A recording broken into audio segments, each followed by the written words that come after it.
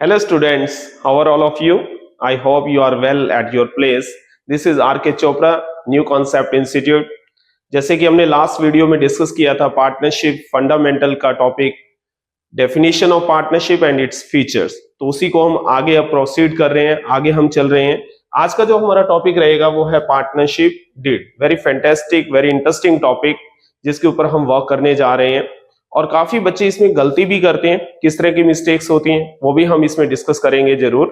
तो आज का हम नेक्स्ट टॉपिक शुरू कर रहे हैं, पार्टनरशिप डीड।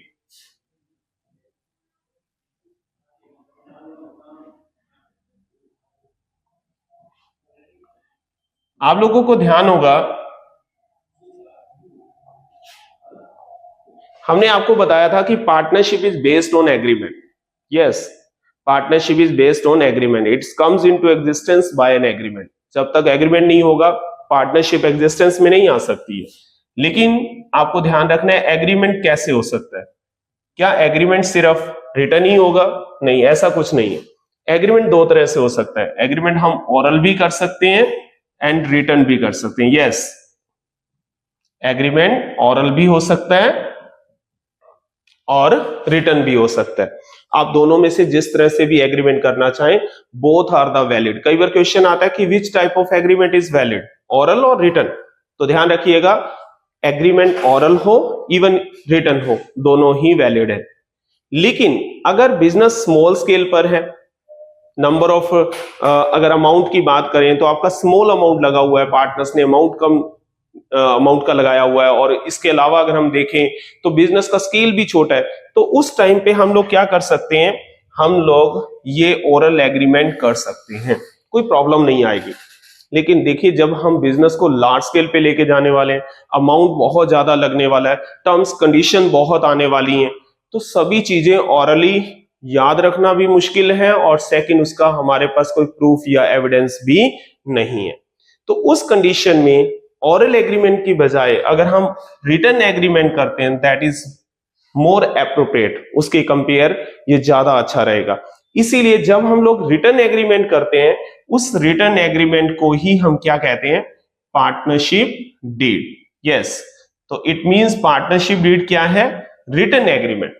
तो हम इसी के ऊपर हम बात करने वाले थे, मैंने पहले टॉपिक भी यही शुरू किया है कि पार्टनरशिप डीड क्या है। तो बहुत अच्छा टॉपिक है, इसके बेस पर नंबर ऑफ क्वेश्चंस आते हैं, जो हमारे एमसीक्यूज में भी कई बार क्वेश्चन आता है, ऑब्जेक्टिव टाइप क्वेश्चन पुट कर लिया जाता है।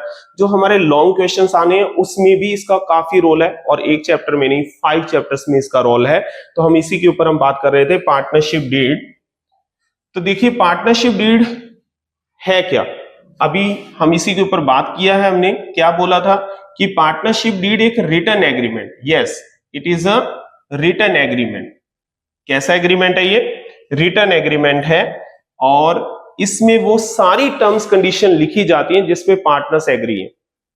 ठीक है ना, जिसपे सभी पार्टनर्स एग्री हैं, वो टर्म्स कंडीशन हम इसमें मेंशन कर सकते हैं। इसका पर्पस क्या है, क्योंकि जब भी कोई काम करने जा रहे हैं ना, उसका अगर हमें पर्पस पता है ना, तो बहुत इजी रह जाता है। डेफिनेटली इसका पर्पस क्या है कि हमारे फ्यूचर में, हमने बोला था ना, जहां पार्टनर्स है ना बेटा, वहां पर क्या रहता है, वहां पर सबसे बड़ा प्रॉब्लम रहता है डिस्प्यूट का। यस, एक से ज्यादा पर्सन है तो वहां डिस्प्यूट्स होने के काफी चांसेस रहेंगे। हम चाहते हैं कि इन डिस्प्यूट्स को फ्यूचर में अवॉइड करें। अब ये कैसे पॉसिबल है इन फ्यूचर्स को डिस्प्यूट्स में अवॉइड करें, तो उसके लिए वो सारी टर्म्स कंडीशन हम पहले से ही मेंशन कर लेंगे, ताकि फ्यूचर में अगर कोई डिस्प्यूट अराइज भी होता है तो वो टर्म्स कंडीशन जिसपे पार्टनर्स एग्री हैं वो हम सामने रख सकें कि हमने इस पे बात किया था। जैसे प्रॉफिट शेयरिंग रेशियो क्या रहेगा, इंटरेस्ट ऑन कैपिटल क्या रहेगा, कैपिटल पार्टनर्स ने कितना कंट्रीब्यूट किया, वो अमाउंट कितना है। तो ईच एंड एवरीथिंग हम मेंशन कर सकते हैं। फ्यूचर डिस्प्यूट्स को अवॉइड करने के लिए हम एक रिटन एग्रीमेंट कर रहे हैं। यस, तो हम यहां पर बात कर रहे थे कि पार्टनरशिप डीड के अंदर हम एक रिटन एग्रीमेंट करेंगे, और इस रिटन एग्रीमेंट को ही हम लोग क्या कहते हैं, पार्टनरशिप डीड कहते हैं। A written agreement containing the terms and conditions agreed by all the partners, जिस पे सभी पार्टनर्स क्या हैं, एग्रीड है। ठीक है, तो क्या कहता है पार्टनरशिप डीड क्या है, एक रिटन एग्रीमेंट है। पहले ही हमने बोला कैसा एग्रीमेंट होना चाहिए, रिटन एग्रीमेंट होना चाहिए, containing the terms and condition. हमने यहां बोला कि वो सारी टर्म्स कंडीशन जिसके ऊपर पार्टनरशिप हो रही है वो वहां पर एक्सप्लेन कर सकते हैं, सभी पार्टनर्स उस पे एग्री हैं। एग्रीड कैसे होंगे, एक रिटन एग्रीमेंट होगा, लेटर ऑन क्या किया जाएगा, उसको रजिस्टर्ड करवाएंगे, सभी पार्टनर्स के साइन होंगे, तो ऑब्वियसली क्या हो जाएगा, वो रिटन एग्रीमेंट एक एविडेंस प्रूफ का काम हमारे लिए करेगा। तो हमने बोला है पार्टनरशिप डीड क्या है, एक written agreement containing the terms and condition agreed by all the partners. इसका एक नाम और भी है, it is also known as articles of partnership. Yes, इसका एक नेम और क्या है, आर्टिकल्स ऑफ पार्टनरशिप भी कहते हैं। बी रिमेंबर, इसका एक नेम क्या है, आर्टिकल ऑफ पार्टनरशिप। समटाइम इसका क्वेश्चन एमसीक्यूज फॉर्म में आता है कि what is the other name of partnership deed. Partnership deed is also known as articles of partnership. Yes, तो डियर स्टूडेंट्स, जैसे कि हमने पहले डिस्कस किया पार्टनरशिप डीड के बारे में, आपको बताया था पार्टनरशिप डीड एक रिटन एग्रीमेंट है। एक्चुअली एग्रीमेंट दोनों ही वैलिड है, ओरल भी और रिटन भी, लेकिन आपको बताया ना जब तक रिटन एग्रीमेंट नहीं होगा उसे हम पार्टनरशिप डीड नहीं कहेंगे। पार्टनरशिप डीड की कंडीशन है कि वो रिटन एग्रीमेंट होना चाहिए। अब जो मैं बात करने जा रहा हूं वेरी मच इंपॉर्टेंट, और ये क्वेश्चन हमारे सीबीएसई में लास्ट 2 इयर्स पहले ये क्वेश्चन आया भी था और काफी बच्चों ने उसको रॉन्ग भी किया था, गलत भी किया था। तो मैं इसके ऊपर काफी प्रेशर डाल रहा हूं क्योंकि मोस्ट प्रोबेबली बच्चे ये हैं इस क्वेश्चन को गलत करते हैं। वो क्वेश्चन है क्या कि पार्टनरशिप डीड जो है वो किस एक्ट के अंडर रजिस्टर्ड होती है, ये एक इंपॉर्टेंट क्वेश्चन है। मोस्ट प्रोबेबली स्टूडेंट क्या करते हैं कि पार्टनरशिप डीड के रिगार्डिंग जब भी आंसर देते हैं कि इसके लिए कौन सा एक्ट है, किस एक्ट के अंडर इसको डीड को रजिस्टर्ड कराया जाता है, वो इसका आंसर जो देते हैं वो है Indian partnership act 1932। That is a wrong, क्योंकि वो आंसर मतलब ये जो आंसर है ये भी ऑप्शन में होता है और मोस्ट प्रोबेबली बच्चों ने उसी को ही टिक किया था। बट मैं आपके सामने जो बात करने जा रहा हूं वो ये है कि इसको किस एक्ट में रजिस्टर्ड करवाया जाता है वो देखिएगा। तो पार्टनरशिप डीड जिस एक्ट के अंडर रजिस्टर्ड करवाई जाती है वो एक्ट है स्टैंप एक्ट। कौन सा एक्ट है, स्टैंप एक्ट। और आपको बता दें इसको कंप्लीट कहते हैं stamp act 1899। Yes, partnership deed should be properly drafted and prepared as per provisions of the stamp act 1899 and preferably registered with the registrar of firm. आपको इसे रजिस्ट्रार ऑफ फर्म से रजिस्टर्ड भी करवाना है क्योंकि ये एग्रीमेंट है। तो जब हम रजिस्ट्रार के पास जाएंगे, जो भी पार्टनर्स हैं जिन्होंने इस एग्रीमेंट को किया है, रजिस्ट्रार के सामने वो रिटर्न में देंगे कि हम लोग इन टर्म्स एंड कंडीशंस के ऊपर पार्टनरशिप कर रहे हैं, ताकि फ्यूचर के, मैंने पहले ही बोला था कि पार्टनरशिप डीड का हमारा मोटिव है कि फ्यूचर्स डिस्प्यूट्स को अवॉइड करना, अवॉइड द फ्यूचर डिस्प्यूट्स। क्या वाकई फ्यूचर में डिस्प्यूट्स हो सकते हैं? डेफिनेटली। जहां पर पार्टनरशिप है हो सकता है कि फ्यूचर में पार्टनर्स के माइंड में कुछ समथिंग एल्स हो जाए, कुछ चीजों को लेकर डाउट्स हो जाएं, कंफ्यूजन्स आ जाएं। इसीलिए पहले से ही अगर हमने रिटर्न में एग्रीमेंट किया हुआ है, टर्म्स कंडीशन फाइनल की हुई है, तो फ्यूचर में अगर किसी के माइंड में कुछ समथिंग चेंज आता है, डाउट्स आते हैं, तो it's very easy to sort out. उनको डाउट्स को सॉर्ट आउट करना बड़ा आसान है। अब वो टर्म्स कंडीशन क्या हो सकती है पार्टनरशिप डीड के अंदर, वो देखिएगा। यहां पर देखिए मैंने वो टर्म्स कंडीशन मोस्ट प्रोबेबली लिख दी हैं जिनके ऊपर पार्टनरशिप एग्रीमेंट किया जाता है। क्या ये सारी टर्म्स कंडीशन लिखना जरूरी है? No, it depend on partners. ये पार्टनर्स के ऊपर डिपेंड करता है। उनको लगता है कि इस बात को लेकर डिस्प्यूट्स हो सकता है, वो लिख सकते हैं। उनको लगता है कि इस बात को लेकर कभी डिस्प्यूट्स होने वाला ही नहीं है, तो उसको लिखने की जरूरत भी नहीं है। तो देखिए कौन कौन सी टर्म्स कंडीशन है। फर्स्ट मैंने लिखा है name and address of firm, कि फर्म का नाम क्या है, फर्म का एड्रेस क्या है, कि कल को ये भी कंफ्यूजन ना हो जाए कि हम फर्म चला कौन से रहे हैं। बिल्कुल, तो name and address of the firm. Second मैंने लिखा है name and address of partners. Partners का नाम क्या है। यहां पर मैं अगर बात करूं, suppose A, B, C 3 partner है और इन्होंने कोई एग्रीमेंट नहीं किया। फ्यूचर में क्या हुआ, ए और बी ने सोचा क्यों ना ऐसा किया जाए, बिजनेस बहुत अच्छा चल रहा है, फैंटास्टिक बिजनेस, सब कुछ बहुत अच्छा है, प्रॉफिट्स बहुत अच्छे हुए हैं। इन्होंने सोचा क्यों ना सी को बाहर का रास्ता कर दिया जाए, कि अगर सी को निकाल देंगे तो ऑब्वियसली प्रॉफिट सिर्फ किसको मिलेगा, ए और बी को मिलेगा। इसीलिए इन्होंने सी के साथ मिसबिहेव करना शुरू कर दिया ताकि सी यहां से चला जाए। अब अगर ये रिटर्न एग्रीमेंट नहीं है तो सी के पास भी इस तरह का कोई प्रूफ या एविडेंस नहीं है जो वो प्रूव कर सके कि he is a partner in the firm, कि मैं भी पार्टनर हूं, ऐसा कोई उसके पास प्रूफ नहीं है। लेकिन अगर हमने डीड किया हुआ है, पार्टनरशिप डीड है, तो रिटर्न एग्रीमेंट है, तो उस कंडीशन में उस पार्टनर का भी उसमें नाम होगा और वो कोर्ट में जा सकता है, बिकॉज उसके पास यहां पर रिटर्न में है। तो यहां थर्ड पॉइंट आता है, प्रॉफिट शेयरिंग रेशियो क्या होगा पार्टनर्स के बीच में।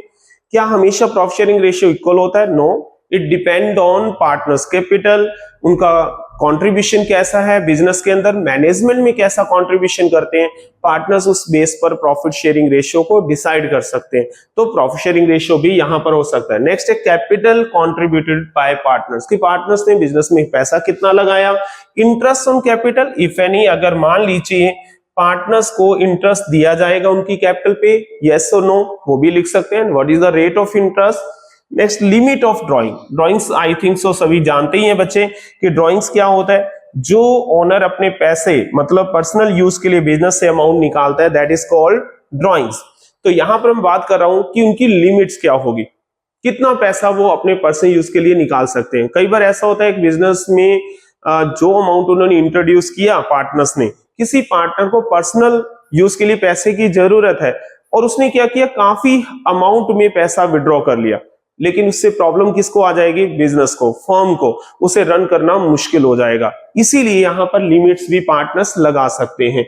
Rate of interest on drawing, अब ड्राइंग पे रेट ऑफ इंटरेस्ट क्या होगा, किस रेट पे इंटरेस्ट चार्ज किया जाएगा, ये भी यहां मेंशन किया जा सकता है। इसके अलावा और भी बहुत सारी चीजें हैं। Rate of interest on advances, अगर किसी पार्टनर ने फर्म को लोन दिया है, एडवांस दिया है, या किसी पार्टनर ने फर्म से लोन लिया है, ये भी मेंशन हो सकता है यहां पर उसका रेट ऑफ इंटरेस्ट क्या होगा। सैलरी और कमीशन टू पार्टनर्स, समटाइम कोई पार्टनर बहुत ज्यादा टाइम लगा सकता है बिजनेस में, और कुछ लोग ऐसे होते हैं जो काफी टैलेंटेड होते हैं, means they can sell the goods fast comparison to others, दूसरों के कंपेयर ज्यादा अच्छी तरह से माल बेच सकते हैं। तो उस कंडीशन में हम क्या कर सकते हैं, उनको सैलरी या कमीशन भी अलाउ कर सकते हैं। नेक्स्ट है date of commencement of business, business शुरू कब हुआ। After that audit of the books of the firm, क्या बुक्स को ऑडिट किया जाएगा, और अगर किया जाएगा तो remuneration of the auditor, remuneration means उसको क्या हम पे करेंगे, कितना सपोज कर लीजिए आप कोई सैलरी दे रहे हो या व्हाटसोएवर आप दे रहे हो, that is called remuneration.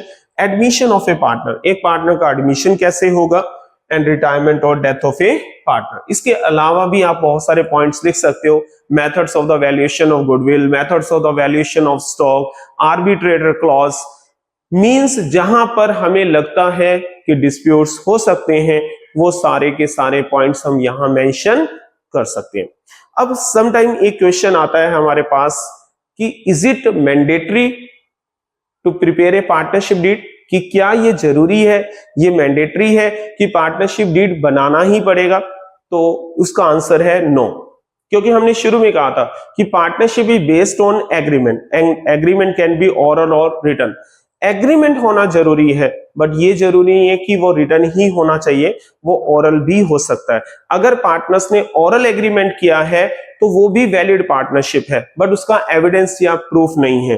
Partnership deed के लिए रिटन एग्रीमेंट होना मैंडेटरी है, उसके बिना हमारी पार्टनरशिप डीड नहीं हो सकती है। और फिर दोबारा से ध्यान रखिएगा, मैंने बोला था पार्टनरशिप डीड किस एक्ट के अंडर रजिस्टर्ड होगी, तो उस एक्ट का नाम है स्टैंप एक्ट 1899। मोस्ट प्रोबेबली बच्चे गलत आंसर देते हैं, इसलिए मैंने इसको रिपीट भी किया है। अब समटाइम क्या होता है कि पार्टनर्स आपस में बहुत नोइंगली हैं। मोस्ट प्रोबेबली पार्टनर्स बनते कौन हैं, ज्यादातर पार्टनर्स वो बनते हैं जो आपस में काफी अच्छे ढंग से अंडरस्टैंडिंग रखते हैं, दोस्त हैं या रिलेटिव्स हैं, और उनके म्यूचुअल इंटरेस्ट सेम है। उनको लगता है यार क्यों ना हम लोग मिलकर, क्योंकि इंडिविजुअल पर्सन सभी काम को अच्छे ढंग से नहीं परफॉर्म कर सकता, और स्ट्रेंथ भी कम होती है, रिसोर्सेज कम होते हैं, तो वो साथ चाहते हैं किसी का। तो उनको लगता है कि क्यों ना हम मिलकर पार्टनरशिप में बिजनेस कर लें। अब उन्होंने बिजनेस तो स्टार्ट किया बट उन्होंने किसी तरह का कोई एग्रीमेंट नहीं किया, मींस कहने का कोई रिटन एग्रीमेंट नहीं हुआ, एब्सेंस ऑफ डीड है। यहां पर अगला टॉपिक बहुत इंपॉर्टेंट है और नंबर ऑफ टाइम इससे रिलेटेड क्वेश्चन भी आता है। वो क्वेश्चन क्या है, यहां पर कहता है कि अगर absence of partnership deed means partnership deed हुई ही नहीं है। अब भाई पार्टनरशिप डीड नहीं है तो ऑब्वियसली क्या हो सकता है, डिस्प्यूट्स हो सकते हैं, है ना। कैसे, अगर उन्होंने ऑरल एग्रीमेंट भी किया है तो उस ऑरल एग्रीमेंट को तो आप डीड नहीं कह सकते ना, पार्टनरशिप डीड तो रिटर्न में ही होना चाहिए। तो हो सकता है फ्यूचर में आकर कोई डिस्प्यूट्स हो जाए, तो उस डिस्प्यूट्स को सॉर्ट आउट करने के लिए हमने शुरू में आपको एक बात बताई थी, वो क्या था कि यहां पर एक एक्ट एस्टेब्लिश किया गया। वो कौन सा एक्ट है, Indian partnership act 1932। Yes, government ने ये एक्ट पास किया है कि अगर कोई भी डिस्प्यूट्स आएंगे पार्टनरशिप से रिलेटेड तो इस एक्ट में उन्हें सॉर्ट आउट किया जाएगा डेफिनेटली। तो यहां पर भी अगर एब्सेंस ऑफ पार्टनरशिप डीड है तो क्या कहता है, in the absence of partnership did the provisions of Indian partnership act 1932 will be followed. किसके प्रोविजंस को फॉलो करना है, फिर किसी पार्टनर्स की नहीं चलेगी। यहां पर ABC 3 पार्टनर्स हैं, किसी बात को लेकर डिस्प्यूट्स हो गया, हालांकि उन्होंने डीड किया ही नहीं था तो डिस्प्यूट्स हो गया प्रॉफिट को शेयर करने में, उनकी कैपिटल पे इंटरेस्ट को लेकर, तो कहते हैं कि नहीं भाई अब किसी भी पार्टनर्स की कोई बात नहीं सुनी जाएगी। अब किसकी चलेगी, अब प्रोविजंस फॉलो किए जाएंगे, कौन से, जो इंडियन पार्टनरशिप एक्ट 1932 में गिवन है। अब वो प्रोविजंस क्या है, वो प्रोविजन फर्स्ट कहता है प्रॉफिट शेयरिंग रेशियो। यस, कि अगर डीड साइलेंट है, मैं फिर रिपीट कर रहा हूं, यहां पार्टनरशिप डीड नहीं हुआ, साइलेंट है, तो उस कंडीशन में हमने क्या करना है, प्रॉफिट शेयरिंग रेशियो कैसे डिस्ट्रीब्यूट करना है, इक्वल। इवन किसी ने ज्यादा पैसा लगाया चाहे कम लगाया, इट्स नो बार, इसका कोई इफेक्ट नहीं पड़ेगा। Suppose ABC there are 3 partners, A invested 10 lakh rupees, B invested 5 lakh rupees, C invested 4 lakh rupees and there is a absence of partnership deed नहीं हुआ, so what is their profit sharing ratio? Number of student क्या करते हैं, उसे capital की ratio में distribute कर देते हैं, भी इन्हें ज्यादा पैसा लगाया तो उसको इंटरेस्ट, उसको प्रॉफिट ज्यादा मिलना चाहिए, बट रॉन्ग। आपने ध्यान रखना है, अगर डीड साइलेंट है तो उनको प्रॉफिट कैसे मिलेगा, इक्वल ही शेयर करना है। यस, बी रिमेंबर, और ये बहुत इंपॉर्टेंट टॉपिक है क्योंकि इसका यूज नंबर ऑफ क्वेश्चंस में होने वाला है और नंबर ऑफ स्टूडेंट इसे रॉन्ग करते हैं, बट आप नहीं करने वाले क्योंकि हम इस बात को डिस्कस कर रहे हैं। यस, तो प्रॉफिट शेयरिंग रेशियो क्या रहेगा, equal. Second point, interest on capital. देखिए इंटरेस्ट ऑन कैपिटल, अगर सपोज कर लीजिए वो कहते हैं ठीक है प्रॉफिट तो इक्वल बांट लेंगे, लेकिन भाई मैंने पैसा ज्यादा लगाया तो मुझे इंटरेस्ट दे दो। सपोज ए कहता है मैंने 10 लाख रुपीस लगाया, बी कहता है मैंने 5 लाख लगाया, सी ने 4 लाख लगाया, ए कहता है मुझे इंटरेस्ट ही दे दो क्योंकि मेरा पैसा ज्यादा लगा हुआ है। नो, अगर डीड साइलेंट है तो किसी भी पार्टनर्स को इंटरेस्ट अलाउ नहीं किया जाएगा। तो थर्ड वन, सैलरी और कमीशन टू पार्टनर्स। समटाइम क्या होता है कि कोई पार्टनर फॉर्म में ज्यादा टाइम लगा सकता है, किसी के पास टाइम ज्यादा है, वो टाइम ज्यादा इन्वेस्ट कर रहा है, मॉर्निंग टू टिल इवनिंग वो वहां अवेलेबल है, और एक पार्टनर है वो फर्म में उतना टाइम नहीं लगा पा रहा जितना दूसरा पार्टनर। तो फर्स्ट पार्टनर जो टाइम ज्यादा कंज्यूम कर रहा है वो क्या कहता है कि मुझे सैलरी दे दी जाए, मुझे कमीशन दे दिया जाए। तो इस कंडीशन में ध्यान रखिएगा, जब डीड साइलेंट है तो किसी भी पार्टनर्स को कोई सैलरी या कमीशन अलाउ नहीं होगा। The next one, interest on drawing. हमने पहले बोला था ड्रॉइंग्स क्या होता है, जब कोई पार्टनर अपने पर्सनल यूज के लिए बिजनेस से पैसा निकालता है उसे ड्राइंग कहते हैं। इसके ऊपर प्रॉपरली हमारे क्या है, आगे काफी कॉन्सेप्ट चलेंगे। Drawings are also there are 2 types, but मैं यहाँ ड्राइंग्स जो बात कर रहा हूं वो है out of profit. Even drawings is 2 types, drawings are 2 types, तो वो हम आगे बात करेंगे। तो अभी मैं जो बात कर रहा था इंटरेस्ट ऑन ड्राइंग, क्या किसी भी पार्टनर्स को जो ड्राइंग उसने किया उस पर इंटरेस्ट देना पड़ेगा, मतलब फर्म उससे चार्ज करेगी? नो, यहां पर देखिए नॉट चार्ज, यहां क्या कह रहा है कि इस पे भी इंटरेस्ट चार्ज नहीं किया जाएगा। मींस किसी भी पार्टनर से चाहे ज्यादा अमाउंट निकाला पर्सनल यूज के लिए, इवन कम निकाला, उस पे इंटरेस्ट चार्ज नहीं होगा। द लास्ट वन इज कि इंटरेस्ट ऑन एडवांसेस। अगर किसी पार्टनर ने फर्म को एडवांस दिया है except capital, beside the capital, मान लीजिए उसने पैसा तो जो लगाया कैपिटल की फॉर्म में वो तो ठीक है, साइड बाय साइड उसने लोन भी दिया है फर्म को, तो उस कंडीशन में फर्म उसे क्या इंटरेस्ट देगी? यस, किस रेट से दिया जाएगा? At the rate 6% per annum. हालांकि अगर ये पॉइंट डीड में मेंशन है तो फिर वो कॉन्सेप्ट को हमें फॉलो करना है। अगर डीड में लिखा हुआ है, सपोज कर लीजिए कि किसी पार्टनर ने लोन दिया, उसको इंटरेस्ट दिया जाएगा 12%, 8%, तो फिर हमें उसे अप्लाई करना है। बट अगर डीड साइलेंट है तो जो कॉन्सेप्ट, जो प्रोविजंस इंडियन पार्टनरशिप एक्ट 1932 में दिए हुए हैं, हमें उन्हीं को ही फॉलो करना है। तो एक बार फिर दोबारा से क्विकली रिपीट करते हैं हम इसको। प्रॉफिट शेयरिंग रेशियो क्या रहेगा? Equal. Second, interest on capital not allowed. Third one, salary commission to partners not allowed. And the next one, interest on drawings not charged, and interest on advances at the rate 6% per annum. कुछ concept ऐसे भी हैं जो इसमें और use होते हैं, like the admission of A partner with the consent of all the partners. सभी पार्टनर्स अगर एग्री होंगे तभी एक नया पार्टनर आ सकता है, अदरवाइज वो एडमिशन नहीं ले सकता। Next one, inspection of the books. All the partners have the right to inspect the books. सभी को राइट है कि वो बुक्स की इंस्पेक्शन कर सकते हैं, राइट? और participation in the managerial activities, yes, all the partners have the right to participate in the managerial activities. कोई भी कुछ भी कर सकता है, मतलब अकाउंट्स मेंटेन करने का काम है, प्रोडक्शन का काम है, परचेजिंग का काम है, सभी एक्टिविटीज में एक पार्टनर क्या कर सकता है? पार्टिसिपेट कर सकता है। So I hope you like this video and please subscribe our channel. Thank you very much. मिलते हैं नेक्स्ट वीडियो के साथ। Thank you.